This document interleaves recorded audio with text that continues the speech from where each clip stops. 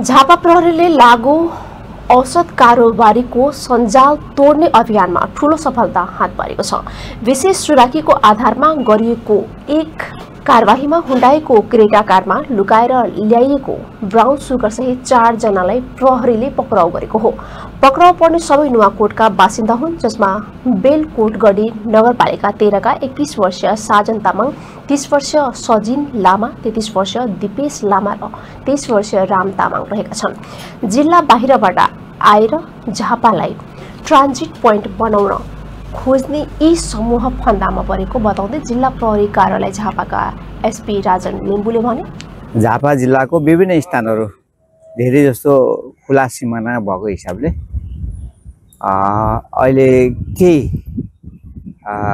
लागु औषध, विशेष गरी लागु औषधको बढी ओसार पसार र दुर्व्यसनीहरूको सङ्ख्या बढेको हकमा विशेष गरी यस खुला सिमानाबाट केही समय यता अलिक ठुलो मात्रामा लागु औषध ओसार पसारहरू, विशेष गरी ब्राउन सुगरहरू ओसार पसार भएको अवस्था छ। यसै सिलसिलामा हामीले केही समय अगाडि गौरीगञ्ज नाकाबाट गाडीसहित केही मानिस, त्यस्तै भद्रपुर एरियाबाट गाडीसहित केही मानिस र आज पनि हामीले गाडीसहित केही मानिस नियन्त्रणमा लिएको अवस्था छ। विशेष गरी यो लागु औषध ओसार पसारको कार्यमा हालका दिनहरूमा निजी सवारी साधनहरू प्रयोग भएको अवस्थामा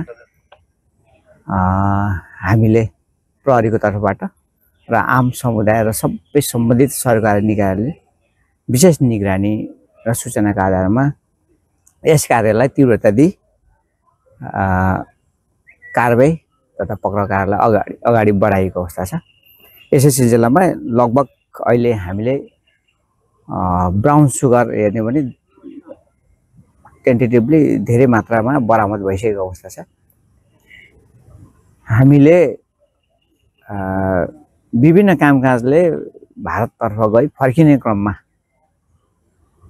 विभिन्न सवारी साधन र विभिन्न सामानहरूमा लुकाइ छिपाई ल्याउने क्रमहरू रहेकोले त्यसमा पनि विशेष सीमा एरियामा रहेको प्रहरी युनिट लगायत सम्बन्धित युनिटहरूमा सतर्कता अपनाइएको छ र पक्राउ र नियन्त्रण कार्यलाई पनि तीव्रता दिएको छ।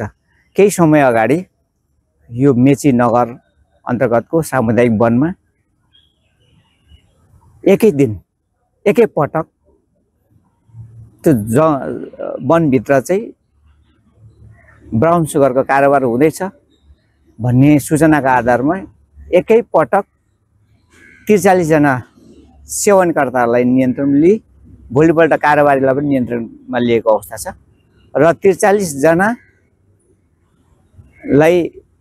उहाँको सम्बन्धित अभिभावक, आफन्त, बुवा आमाहरूलाई झिकाएर जिल्ला प्रहरी कार्यालय र अन्य प्रहरी कार्यालय युनिटहरूबाट पनि आवश्यक परामर्श दिई के भने 43 जनामा एकैचोटि 39 जनालाई उहाँहरूले पुनर्स्थापन केन्द्रमा लगेको अवस्था पनि छ र यो हाम्रो झापा जिल्लामा यो कार्य प्रहरी युनिटहरूले सञ्चालन गरिसकेको अवस्थामा छ। बुधबार दिउँसो वडा प्रहरी कार्यालय भद्रपुरका प्रहरी निरीक्षक लोककृष्ण दाहालको नेतृत्वमा रहेको टोलीले भद्रपुर 7 स्थित आनी मार्गमा बागमती प्रदेश 01025 0877 नम्बरको क्रेटा कारलाई शंकाको आधारमा रोकेको थियो। गोप्य सूचनाका आधारमा गरिएको चेक जाँचका क्रममा गाडीभित्र चलाखीपूर्वक लुकाइएको अवस्थामा उक्त लागु औषध फेला पारेको प्रहरीले जनाएको छ। प्रहरीले उनीहरूको साथबाट 4 थान मोबाइल समेत बरामद गरेको छ। पक्राउ परेका 4 जनालाई जिल्ला अदालत झापाबाट 7 दिनको म्याद थप गरी अनुसन्धान अघि बढाइएको जिल्ला प्रहरी कार्यालय झापाका प्रवक्ता खगेन्द्र खड्गाले जानकारी दिए। यो घटना झापामा लागु औषध कारोबारीको बढ्दो सक्रियताको पछिल्लो उदाहरण मात्र हो। प्रहरीले हालैका दिनमा यस्ता थुप्रै अपरेसन सफल पारेका छन्।